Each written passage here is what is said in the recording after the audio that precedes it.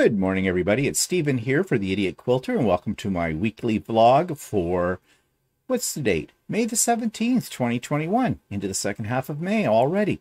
And it is episode 167. So let's jump right into what I've been working on lately. And here we go. And I did show this the other day on Stephen and Walter Live, but I'm showing it here again because I want to talk a little bit about this in more detail. This is the Peacekeeper Bag by Annie's Bags. And if you've never made a by Annie bag and you want to make a bag, and even if it's your first time, I highly recommend investing in one of her patterns. Her patterns are very, very detailed, very easy to follow.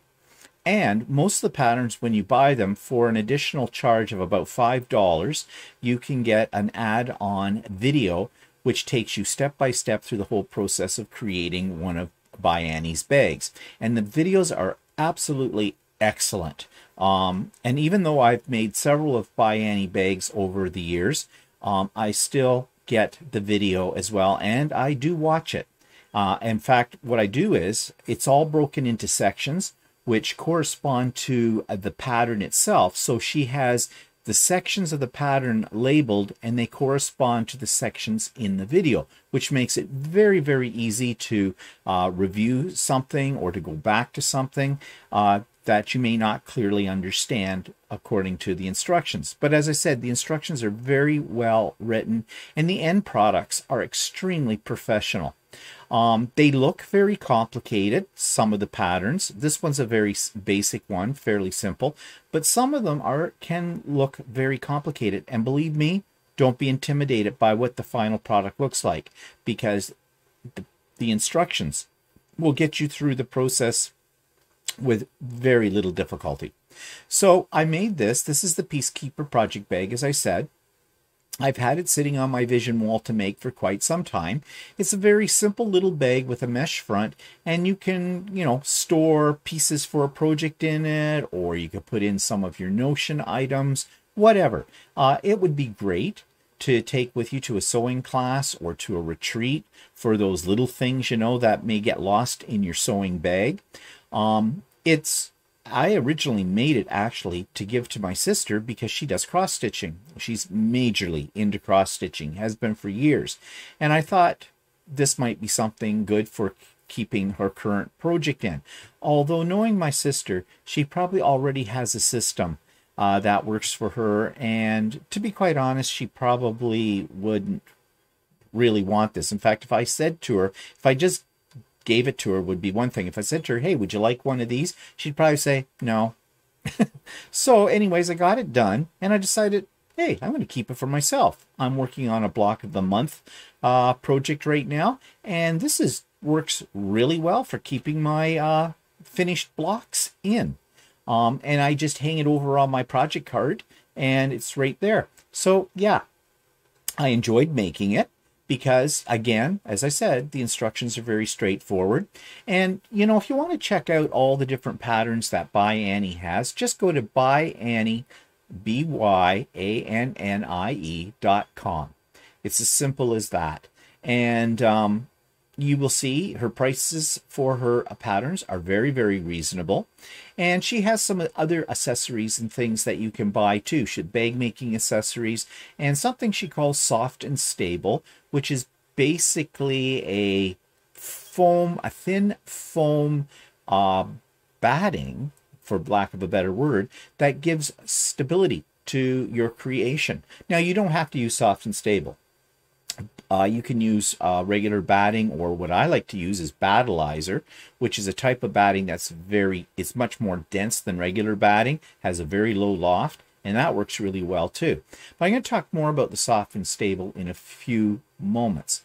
So that's one project that I have been working on, and here's another one. Now, I showed this in pieces on Stephen and Walter Live on Sunday, but it is now finished. It's sitting on my dining room table. That's basically, I stood on the dining room chair and took this picture. That's why it looks a little weird, because that's the tablecloth on my table. Probably should have cropped this a little better. But this is, let's just see if I can get it in here in the frame a little bit better. This was an In the Hoop project. And if you're not familiar with In the Hoop projects, they are done on your embroidery machine. And essentially what it is a type of applique, but it creates these blocks. There are 10 blocks in this table runner. And basically it does all the work for you when it comes to putting the blocks together. Well, with the exception of putting the final blocks together in this format, I had to put those on my sewing machine, but that was really easy to do. So you create each of these blocks, and yeah, you have a table runner. It is backed. I didn't take a picture of the backing, but it is backed. The pattern itself has quilting already built into it. These panels that you see outside here, those are all quilted. Let's see if I can blow one up a little bit more for you. There you go. So you can see it did the quilting in that and in this. It also did quilting in this big square. It's very simple quilting, but it does it for you. There is a piece of batting under each one of these blocks, and it's almost like a quilt as you go kind of thing, except you don't have to worry about putting like the hinge pieces on. They're already built into it. And as I said, very, very easy to put it all together once you have the blocks done. At first when I started making this and I picked these colors, and these kind of projects are very much scrap friendly, I guess you might say. You could use your scraps for this. And actually what I did was I used several fat quarters, and yeah, it created all of this. So a great way to stash bust or scrap bust, whichever you prefer to call it. And yeah, so I was talking about the colors. At first, when I was making this, I was only going to make it all one color. This block here, these ones right down the center, those were the blocks. I was going to make the whole thing those blocks. I wasn't going to change them, but I didn't have enough of a couple of the fabrics in this. Poor planning on my part. So I thought, well, let's break it up. So I started using these a little bit busier patterns here. And then I got thinking, well, what about the layout for this? Because, you know, I didn't want it's an odd number, right? Because this is 5 blocks in this section, 5 blocks in this section. So I made these 2 blocks the same, and I decided to do another color scheme with the other 4 blocks. So these ones up across here and up and across here, those were done with other fat quarters. And when I first laid it out, I thought, I don't know if this was the right decision, but I went ahead and finished it. And now that it's done, and it looks better in real life in terms of the colors, the computer is not doing it justice. It's making the colors look a little bit more shifted towards purple than blue. I mean, these colors in here are purple, but they've got, well, it's not so much shifted to blue, more shifted to a red. Anyways, it looks pretty good on my dining room table. And as I said, it was really easy to put it together. It was time consuming. Each one of these blocks took about 40-45 minutes a piece to sew. But yeah, over the course of several days, I got it all completed. So yeah, it's done. I like it. And where somebody's going to ask me where I got the design, and I believe I got the design from Sweet Pea, and I think it's just called In the Hoop Table Runner, something like that. Sorry, I can't remember now, but I'm pretty sure it came from Sweet Pea Designs.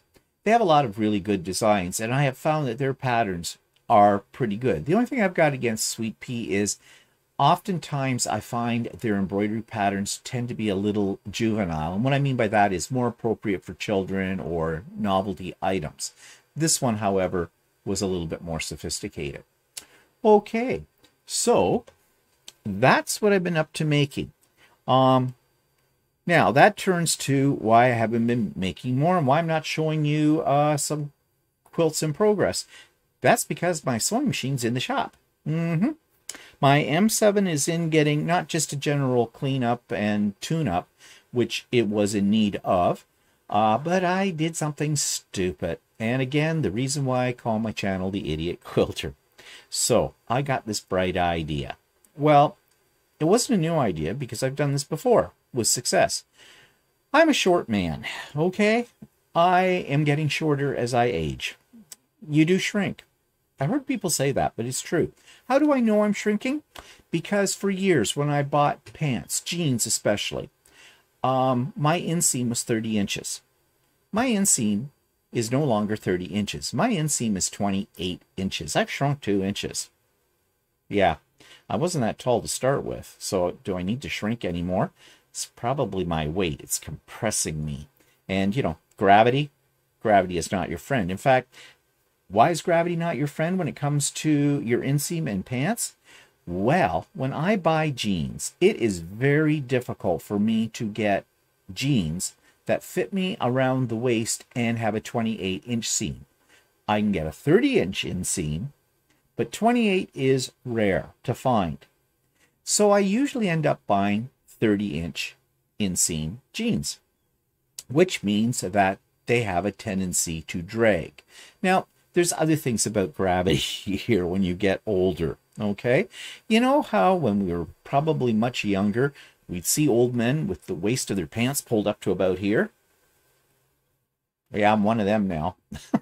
I understand why old men pull their pants up to here, because they keep sliding down. They do. I've actually seriously considered going to suspenders, because it doesn't seem to matter what I do, everything slides down. Now, I know a reason for that, and I'm not proud of it, and that is I've gotten a little tubby, especially during COVID and the whole bit. And I'll admit, the most exercise I get is getting up from my sewing machine and going over to my ironing station. Yeah. And I do like my chocolate, and I do like my wine, and I do like anything that's not good for you. So, yeah, live with it. But, I digress, as I often do. So, my pants at 30 inches have a tendency to drag on the ground, and over time, they fray at the cuff. So I had this pair of jeans, and they had been frayed at the cuff, and because I'm a cheap bugger on some things, I decided I've got the technology, I can fix them. So I bring them down to my sewing machine. I hack off the cuff on both legs of the jeans and decide to rehem them. And my thought is, well, I've got enough extra fabric in here that they will be just the right length then. So fine. Now I said I have done this before, so I knew what I should do and not do. And what did I do? Everything I should not do. So I get the jeans rolled up. I've got them turned inside out. I've got the cuff rolled up, and I don't want a raw edge, right? So I turned around and I, doubled them over. Well, okay, jeans have a really thick seam.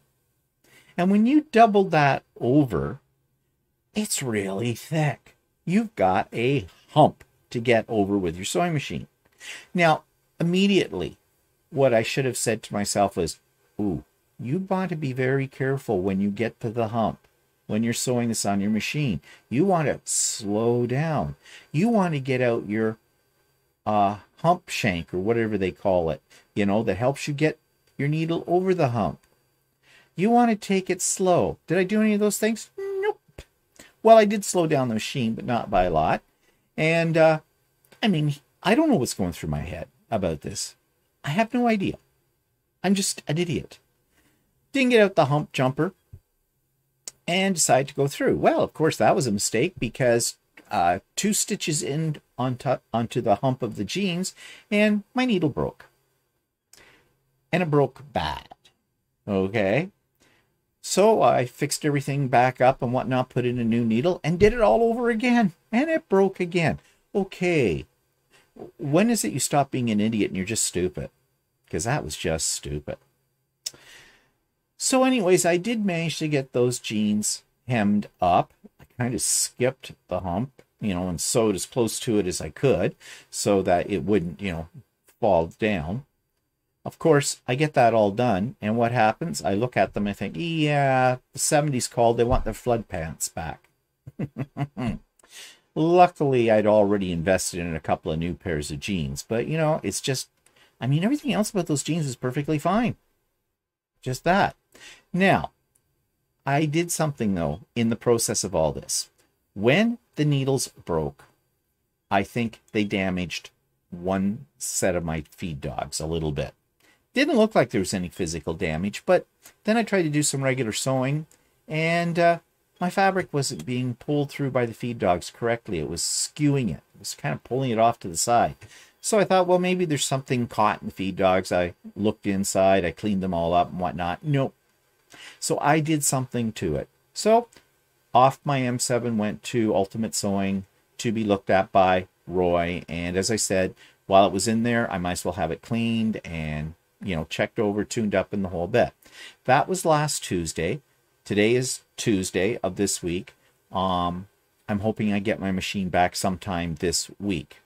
I'm semi-anticipating that I might get a call from Ultimate Sewing today telling me that my machine's ready to be picked up. Now, you're probably going in through your mind, so what's that going to cost you? Well, I have no idea. I know that it's a minimum of about $100 to have just general servicing and cleaning done. If he has to replace a part or whatever, then I'm going to have to pay for that. So I'm anticipating that this could cost me probably upwards to and maybe over $200. But what you going to do? Yesterday on my vlog, I talked about maintaining your machines. If you've got a hobby, your machines are going to cost you money in maintenance. Okay, for if you have special equipment. It's just the cost of doing your hobby. Okay, so anyways, I was an idiot. It was no fault of the machine. It was all my fault. Now, in hindsight, what I could have done, someone told me there are videos out there about how to get around this problem with that. The other thing I thought of, you know, what I could have done is I could have just used my serger to cut off and just serge the raw edges of the jean material, and then I could have just folded it up once and gone across it, and that would have eliminated, you know, the huge hump that I was trying to get through. Yeah, there are other ways around it. I could have got Walter to do it. He offered, but, you know, I wanted to have those pants done within my lifetime, too. Walter's not that fast about things. Well, it's not that he's slow. It's that I'm the kind of person that when I want something done, I want it done yesterday. Am I impatient? Probably. Yeah. So anyways, lessons learned. Let's remember those lessons, shall we? And when I say we, I mean me, because I knew I shouldn't have done it, and I did it anyways. So yeah, my machine's in the shop. So I haven't done any, well, I have another machine, and that's what I did the in the hoop table runner on.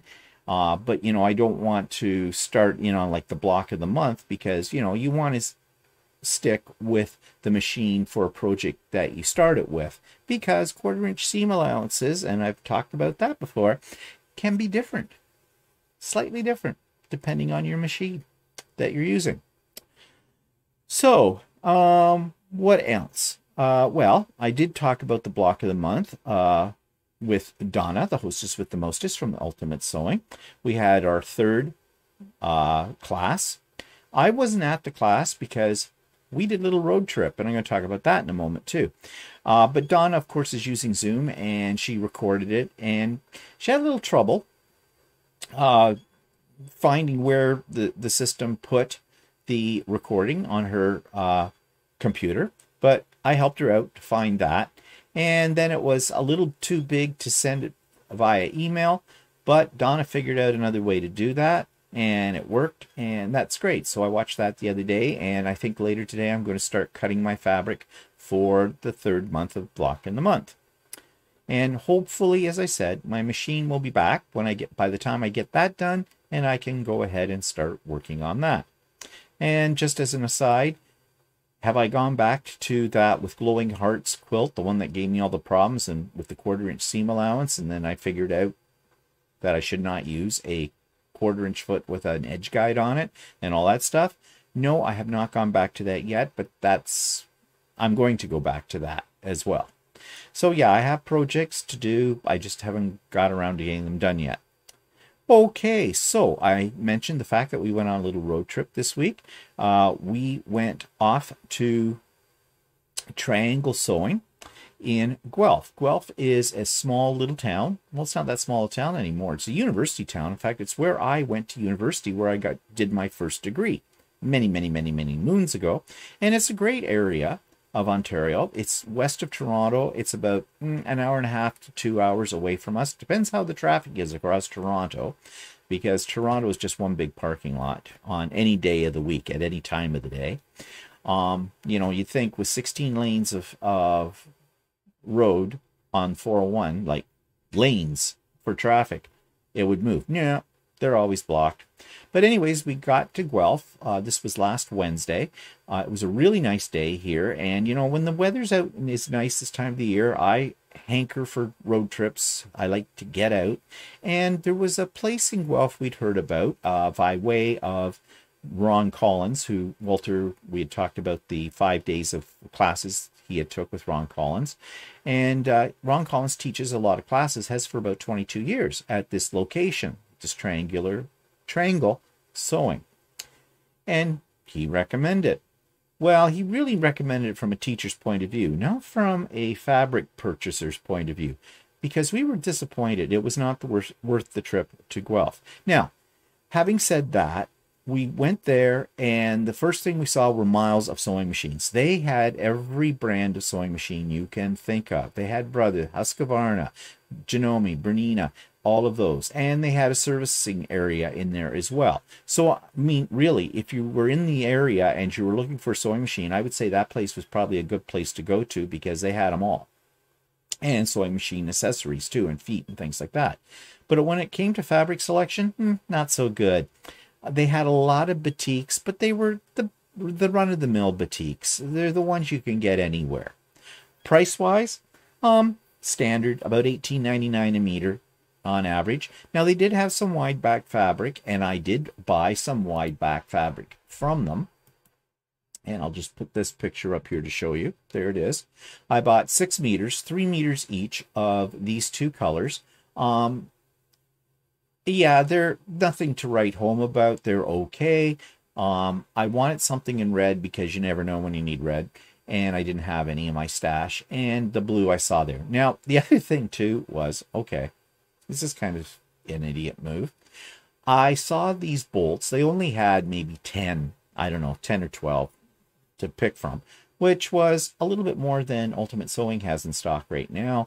But they're getting more in, and I'm waiting desperately for their new supply of that to come in, because they have the best price around. Like Ultimate Sewing, I think, now don't quote me on this, but I think it's still only about $24 a meter.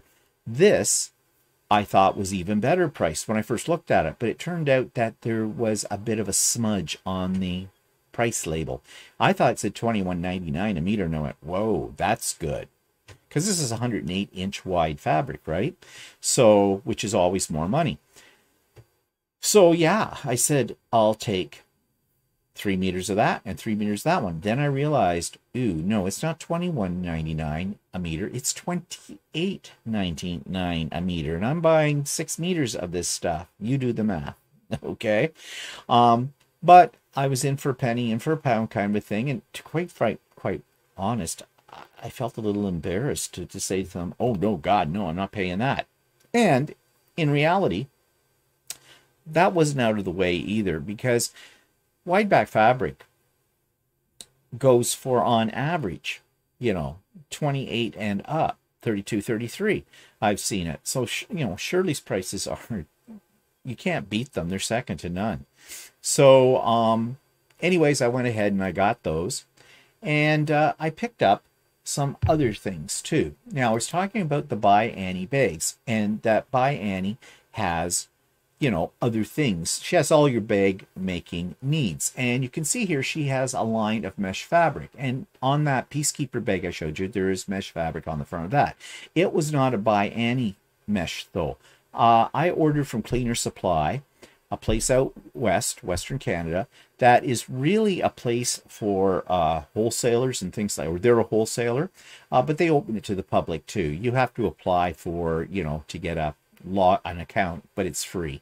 And Walter buys quite a few things from them because everything they have is in bulk too. And it's geared a little bit more towards fabric or to garment makers, more so than quilters. But there are some things there you can get. So I had bought, I don't know, quite a lot of mesh, but it's white. They didn't have much of a choice in color. And I think I bought maybe like 3 meters or 5 meters, something like that. I got a whole bunch of it because it was a ridiculously cheap price per meter. I forget what it was, but it was really, really cheap. But then when I saw that this place, Triangle, I must keep saying triangular, it's Triangle Sewing, had the By Annie mesh, I thought I'd pick up some while I was there because I don't see this a lot. Now, I think Ultimate Sewing sells it too. Now that I think about it, it's just wasn't in my mindset the last time I was in Ultimate Sewing. So I picked this up. It was $10 a package. 18 by 54 inches, so that's a fair amount. I'll probably never go through all of this, but they had a nice selection of colors, so I picked up 4, a yellow, a purple, a black, and a red. And so I have those in my stash. Now, I was talking about this. This is the Soft and Stable.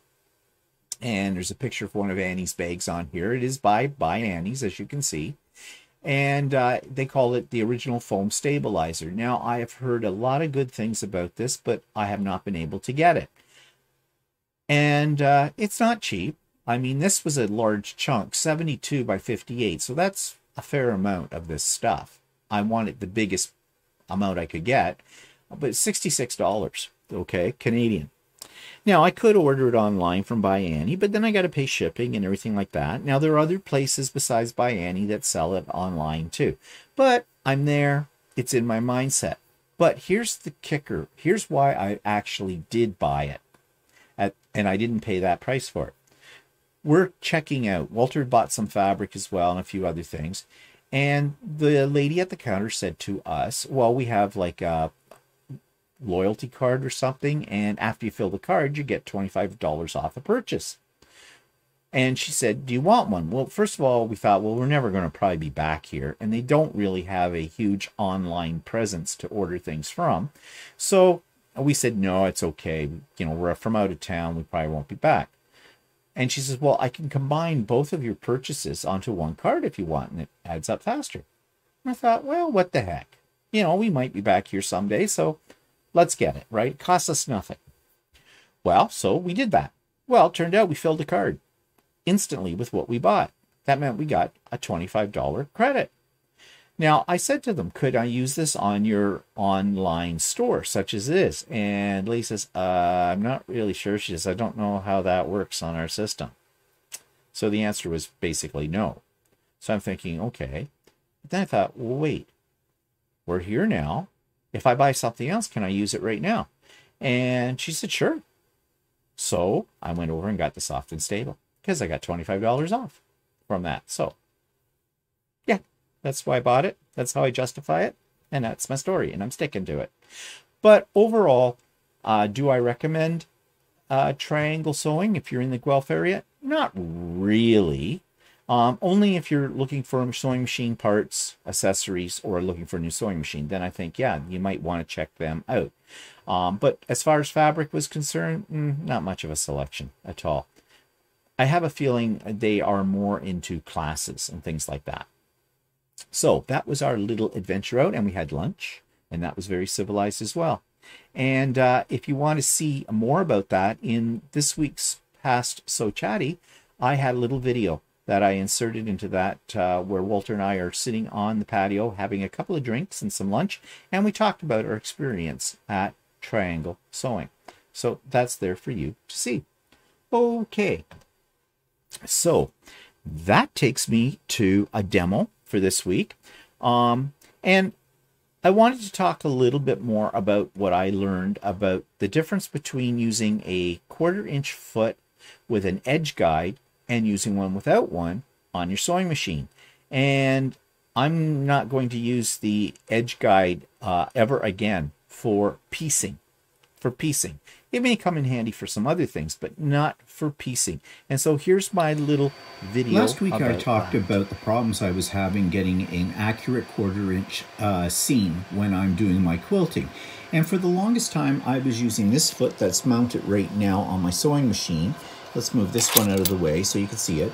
And this is a 1/4 inch foot, and it has an edge guide. And let's go around here and you can see that right here. This black is the edge guide. And that's a piece of very strong steel. And the idea is you set up your machine, and you can see I have mine set up for a 1/4 inch seam allowance. So my needle's in the right position. And you put your fabric under your needle, you put the right edge of it up against that edge guide, and away you go. And you should get a accurate 1/4 seam allowance. However, I was having problems with that. Now, one of the problems could be that that spring, that edge guide over here on the side, is bent. But on mine, it looks pretty much okay. And there's not much give to it anyways to bend. So what's the problem? My needle's in the right position for this. And, well, the problem is that your fabric can get curled and you can't see it once it's running under here. In this area here, you can't see that when that happens. And it's just enough of a curl that it throws your allowance out. Now, in order to avoid that problem, I use this foot. And this came with my M7, my Janome M7, and it is the HP 1/4 inch foot. And you'll notice there is no guide on this. Now, you have to take out your bottom plate, your presser plate, and put in the HP plate for this, because it's designed to work with this particular foot, and everything on this machine sets itself up for the right settings for using this foot. But I can tell you, it made a world of difference when I used this. I got a very accurate 1/4 inch seam allowance. So we're going to do a little experiment today. I'm going to take a couple strips of fabric. I'm going to sew them with a 1/4 inch seam allowance on here, and I'm going to do it with this one, and we're going to measure them and see what the final pieces come out to be. So I'll do that in just a second. So I'm going to interrupt my video for a minute to explain something. At the first part of this video, you saw that I was using my Janome M7, and then when I get to the next part of the video, I'm using a completely different machine. I'm using my Skyline F7. The reason for that is, okay, I'm an idiot. The other day, I was trying to hem a pair of jeans up, and I had a needle jam and a really bad needle crash. And I didn't know this until just now, but I think I damaged my feed dogs. And so my machine is about to go into the shop to be repaired. So I got out my Skyline F7 to complete this comparison. Now, I thought that I could use the HP plate and the HP 1/4 inch foot on that machine, but apparently I cannot. So I'm using the open toe F foot with my needle placed at the 1/4 inch, moved over to the 1/4 inch seam allowance, and that should, you know, be okay. Well, it was okay. But I just want you to know that I switched machines. But the results would be the same, whether I was using the M7 or I was using the Skyline F7 with the 1/4 inch foot. Not the 1/4 inch foot, but the needle placed in the 1/4 inch with the open toe foot. You know what I mean. I'm an idiot.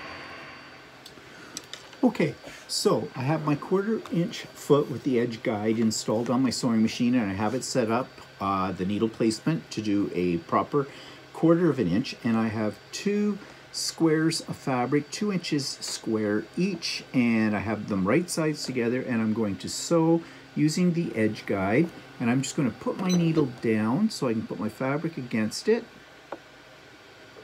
and start.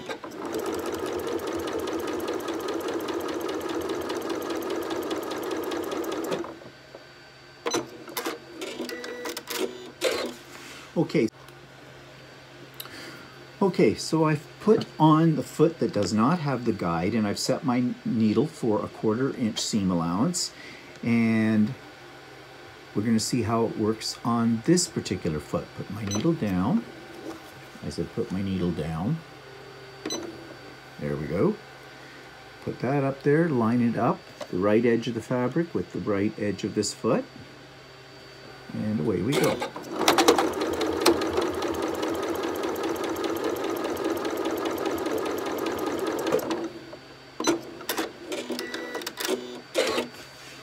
Okay, so let's press both of these open. We'll just finger press them. Don't know if you can see that. So there's the one I just did, and this is the one with the edge foot. And remember, both of these squares are 2 inches square.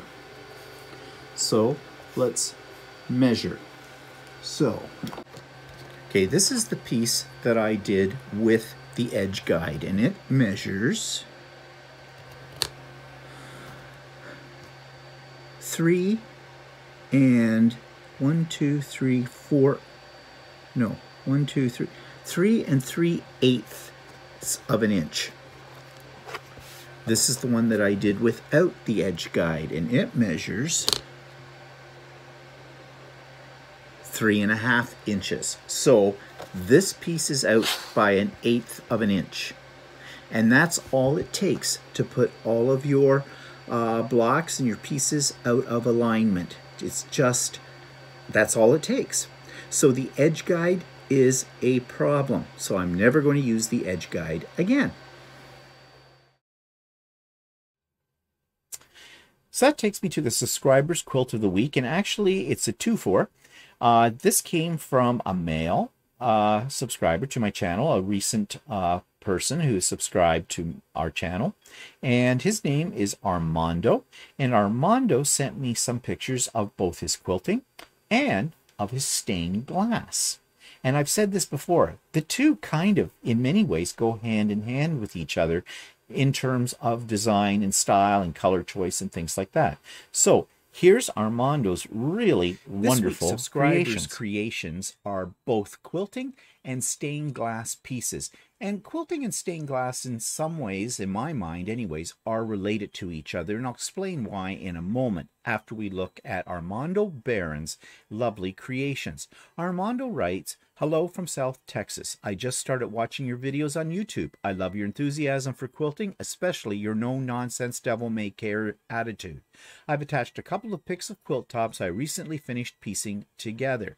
And he also says that he's included a couple of pieces of stained glass that he was commissioned to make. So let's take a look at his lovely creations. And this is the first one. And at first glance, you might think this is a quilt, but it is not. It is a piece of stained glass. And when I first saw it, what attracted my attention was the use of the colored glass in the background behind the musical notes.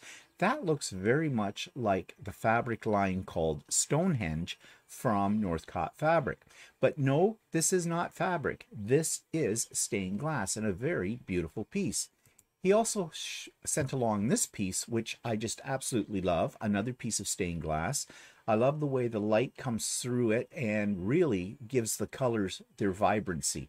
And the hummingbirds are really cute. This is a really nice piece of work. Now, as far as quilts are concerned, here's this very large looking quilt. Now, Armando didn't send any information about this quilt, but I love the use of black in this to offset the other colors. And it is reminiscent of stained glass. So is the second piece he sent to me. And I think this one really looks like a stained glass, a modern stained glass window with the use of black, which would be basically the leading in a stained glass window. But the colors are very vibrant, and the black just makes everything pop in it. So Armando, your pieces are absolutely beautiful. You are a true artist in both stained glass and in quilting, and thank you so much for sending those to me. So the YouTube channel of the week is one called Poppy Patchwork.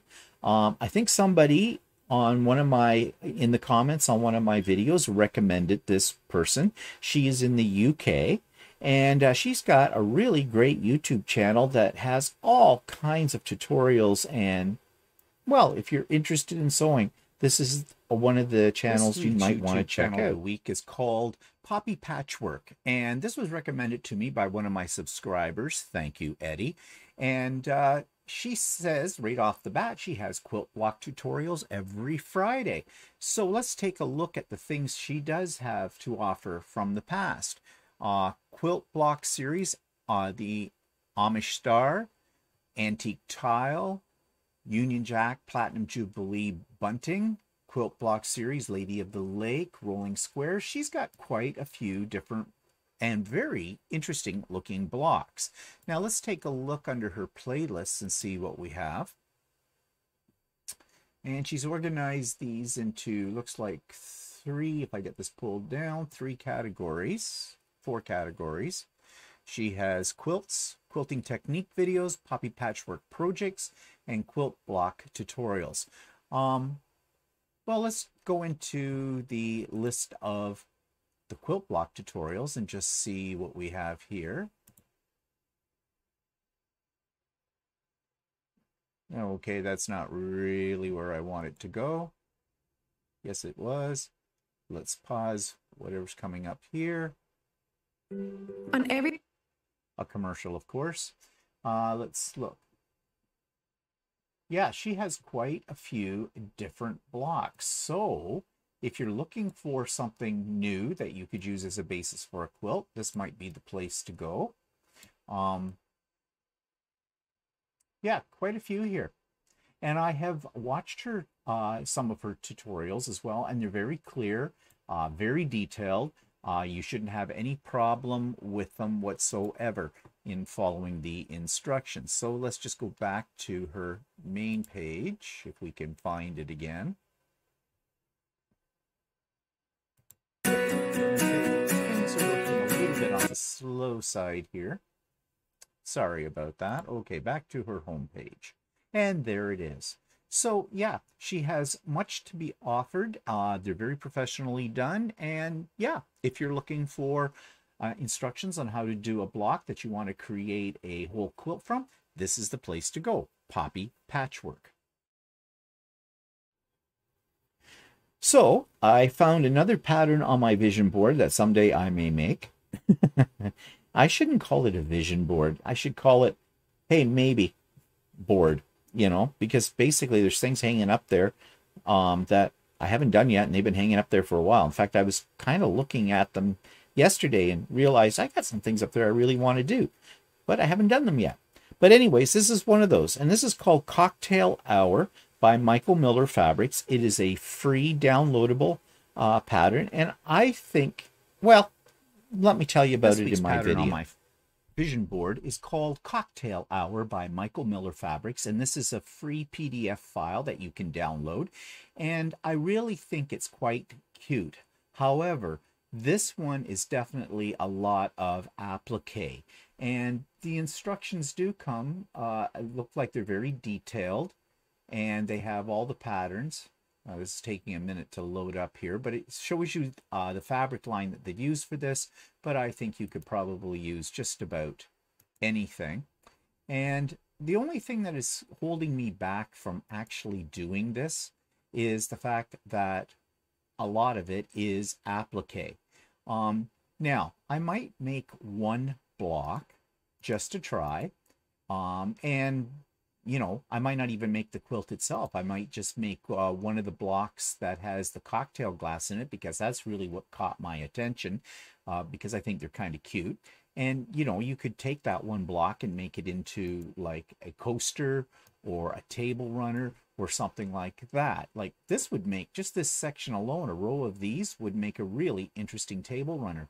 So that's on my vision board this week, and the link to the free downloadable PDF pattern is in the show notes below, so you might want to check out Cocktail Hour by Michael Miller Fabrics.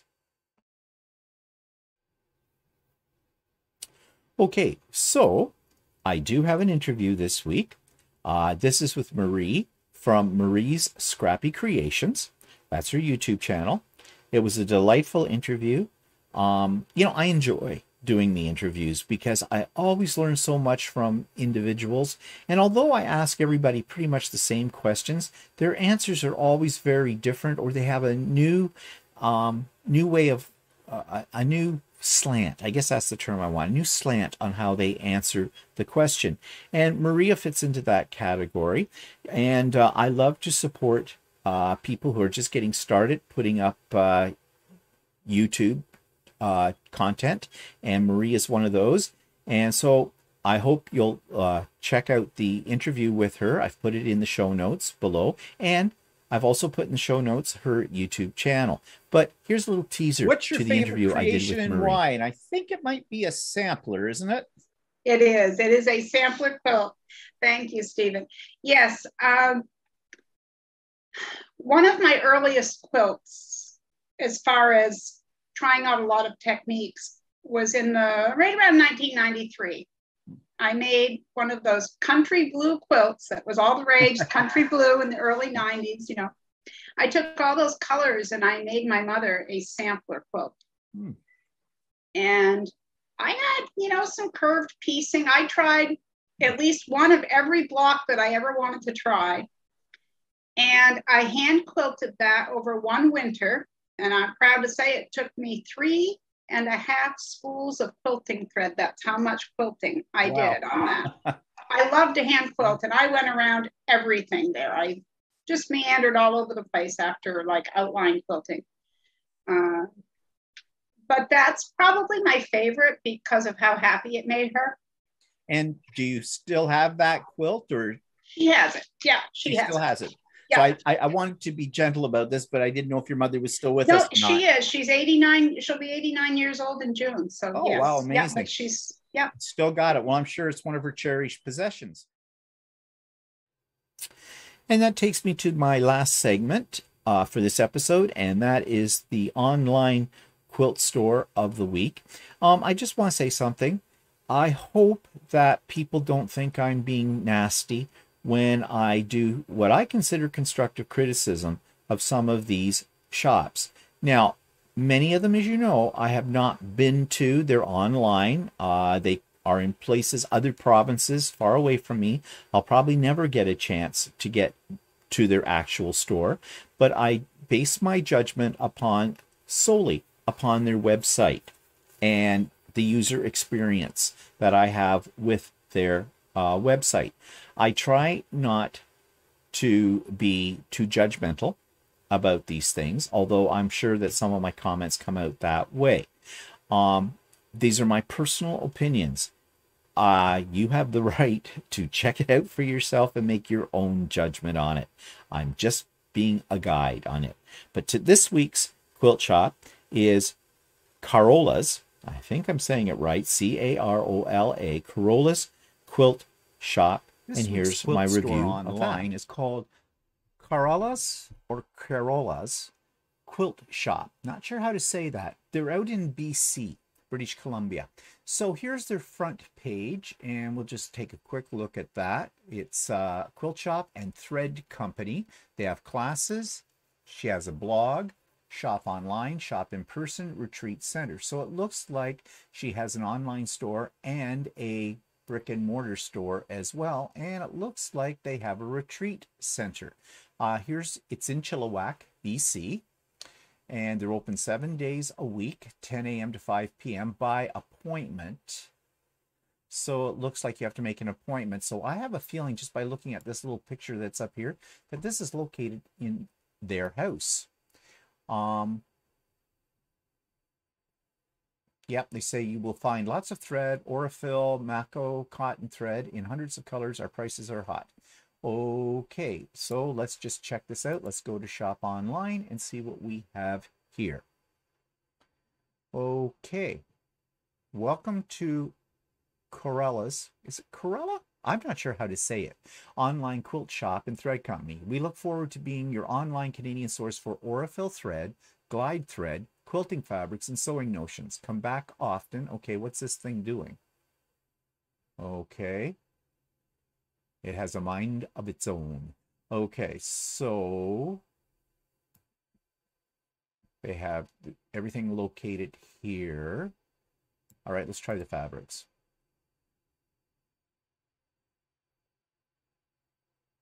Taking a little time to load.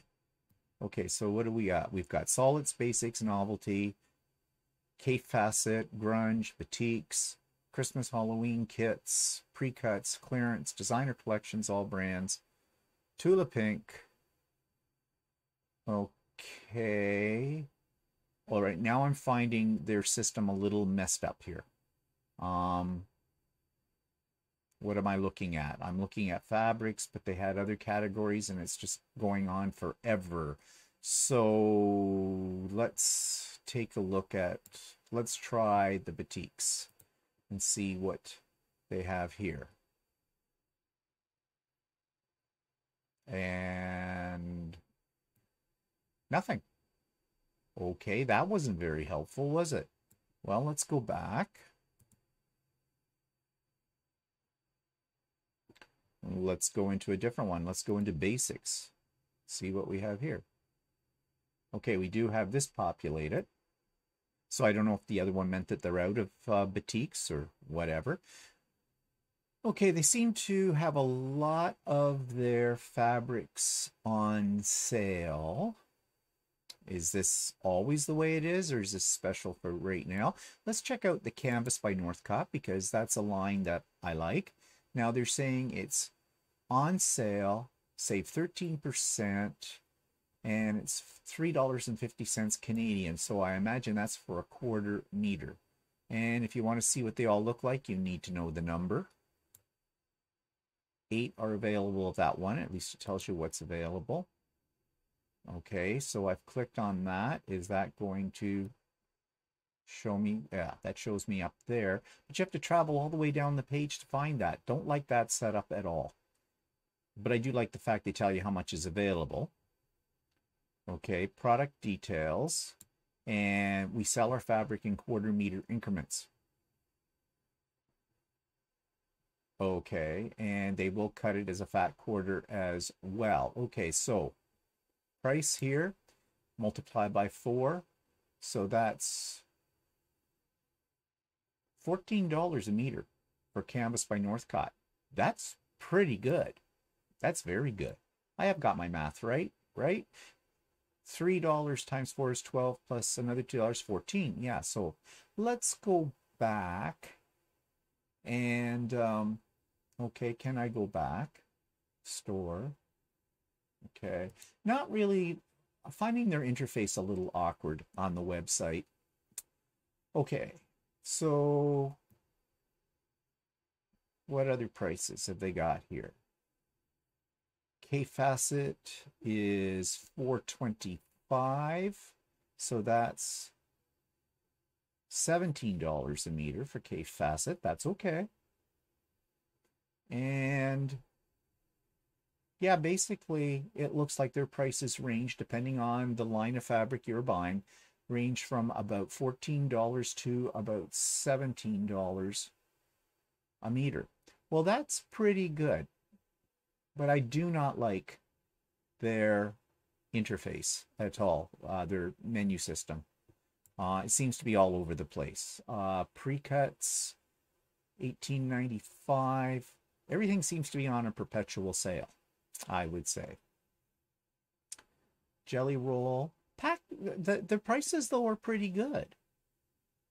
Yeah. And selection doesn't look bad either. Yeah, I'm just looking down here and seeing they seem to have a fair selection of fabrics. And they have wide back. Wide backs, 108 inches wide, save 10%, $89.95. All items are in the bag. I have no idea what that means. Okay. It's 108 inches wide. Our wide backs are sold in 3-yard pieces, measuring 108 by 108. That's expensive for wide back. And is that all they have? Okay. if that's their only selection in wide back, it's not much of a selection. It says wide backs. It's plural. Am I not in the right? What's all items are in the bag? Well,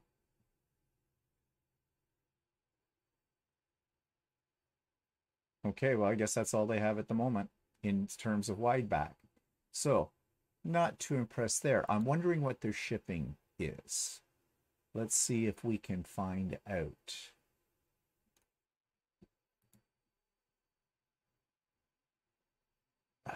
I do not like this interface. All right. All right, where will I find this? Well, it doesn't look like I'm going to find it. It's okay. I do not like their system.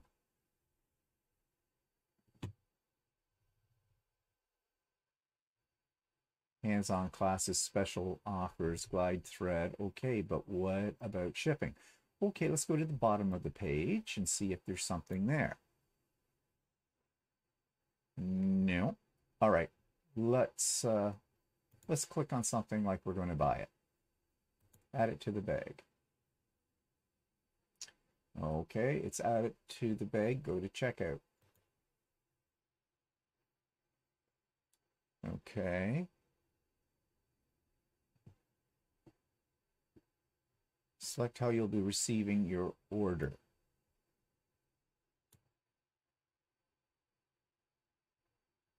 Okay. Oh, okay, I'm sorry. I keep harping on this, but I do not like the way this is laid out at all.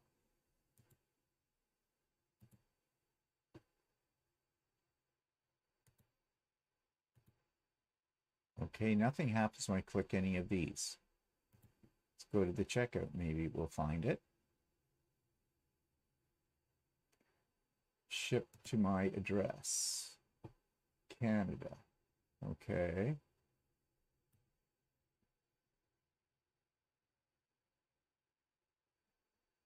How do I find?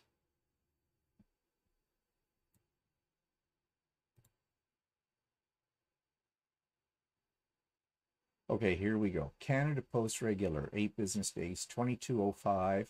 Then if you wanted Express, 2672. And Priority, 6808. Okay, not impressed. Not impressed with their shipping. No, not at all. Considering that this is a fat quarter bundle at $18.95, it's costing me $22.05 for that. Well, I don't want it. So how do I get rid of the shopping bag? Let's go in and there we go. Put the arrow there, and that's out of that. Okay, shipping is not impressing me. Selection, there's some, but I don't like the interface. Let's check out their classes. Let's see what they have to offer here for that. Starting in October of 2021, began offering hands-on workshops at their retreat center. To view class description or purchase your spot on the class, go to Store tab here on the website. Click on Hands-on Classes. Okay.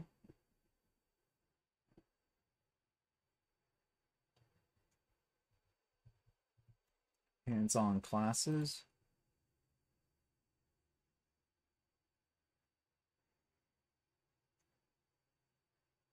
It's taking a bit. Okay. Welcome. Classes are in registration. Blah, blah, blah. Important. Please read our policies. Blah, blah, blah.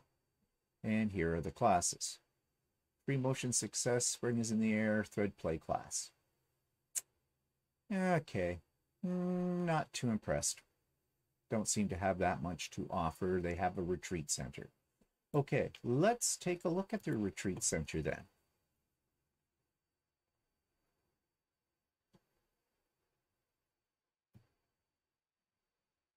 Well, they have a pool at their retreat center.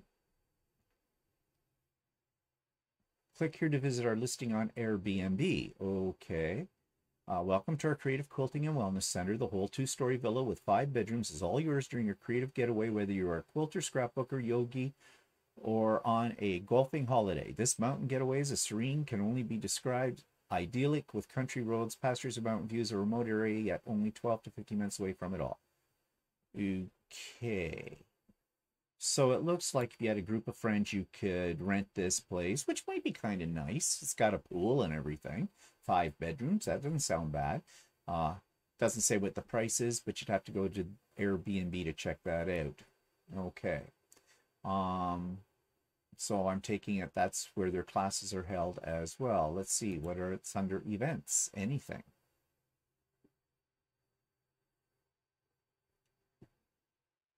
This page you requested could not be found. Try refining your search. Okay. Recent posts.